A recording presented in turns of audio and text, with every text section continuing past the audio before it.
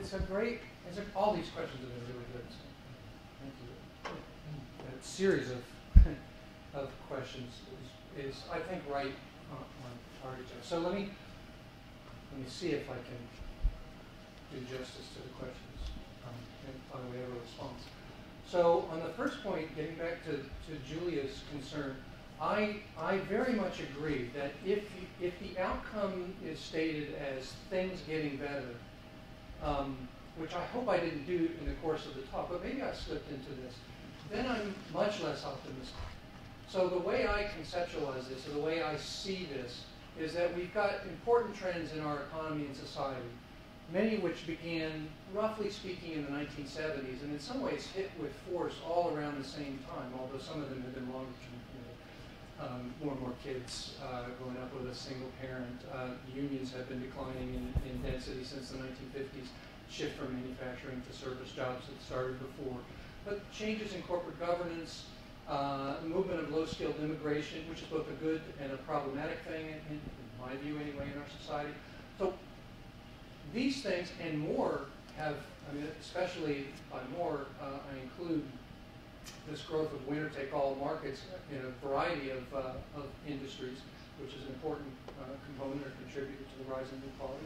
And then government pullback in terms of regulation, especially in finance, but in other industries too. All these things and more, technological change, other aspects of globalization, have occurred, and for the most part, I think will continue to occur. I mean, I don't see the compelling argument that says there's reason to think that the impact of globalization or technological change is going to slow down somehow, or winner-take-all markets unless we really aggressively do more than Dodd-Frank did, for example.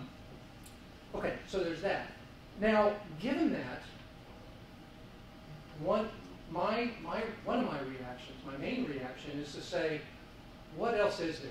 And government policy in this area, taxing and especially the spending, but spending not just on transfers, on services too. So social policy broadly construed is one way to address this. Doesn't mean, and I certainly didn't intend to, I'm very ambivalent about whether I think, even if I'm right about social policy advancing over the next 50 years, whether it'll actually keep pace with, much less get ahead of these downward or worsening or adverse trends in economy and society. So I do worry a lot about that. Now, so another possibility, either as an add-on or as a very different substitute strategy, is to think about changing institutions, bolstering organizations like unions, or in some other way changing the structure of capitalism, more aggressive regulation as opposed to taxing and spending and service providing. I'm extremely pessimistic about unions. It's true, I used to not be, but when I look at the data for all of the rich countries, here's what I see. 1979, 2007, down everywhere except in 6 countries. 4 of them are so-called Ghent countries, where access to, let's just send you to Belgium City, access to unemployment insurance is contingent on being a union member. The unions run mainly in conjunction with employers, the whole unemployment insurance system. So you basically have to pay your union dues unless you want to go without unemployment insurance.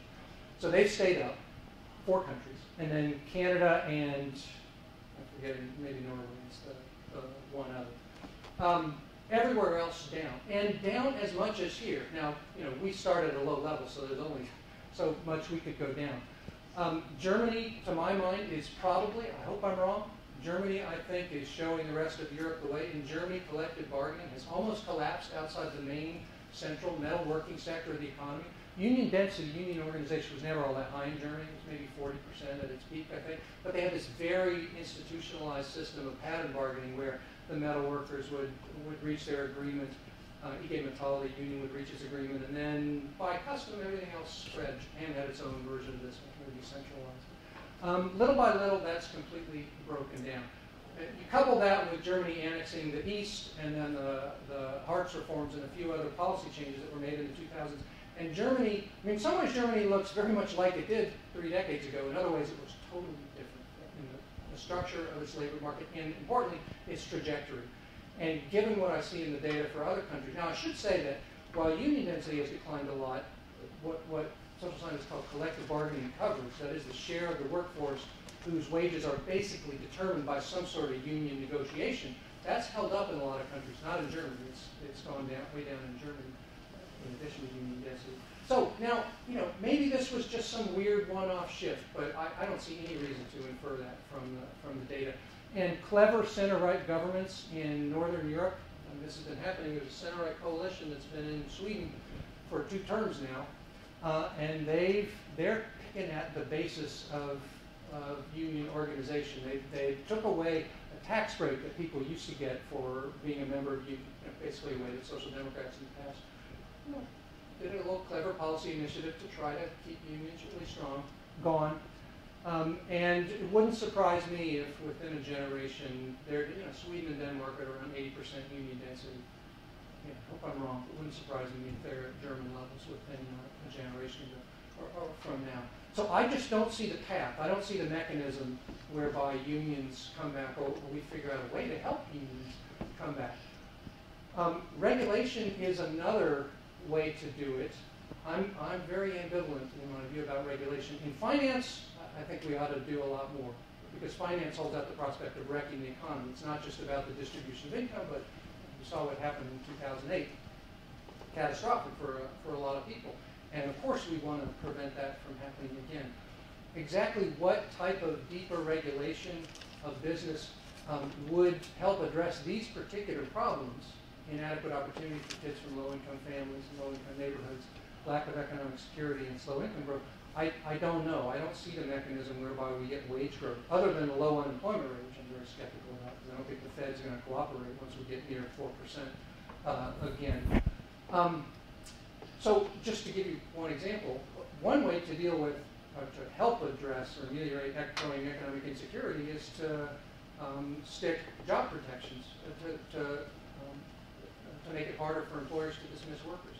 I think that would be the wrong strategy. I think that's one area where continental Europe got it really wrong. Now, I mean, there are some benefits to that, but in the big picture, I think that ends up doing more harm than good in today's economy. And the smarter way to go is the so-called flexicurity strategy, where you basically let employers fire more or less at will, and then give a lot of buffers, so generous unemployment compensation for a modest period of time, and then a ton of support to people to get retrained, to move to another part of the country if they want, to find a new skill, to get placed in a job.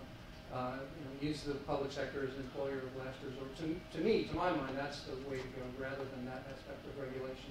So I'm not opposed to regulation per se, but to me that's usually a second best. A lot hinges on the details. Okay, so I don't know if that got it.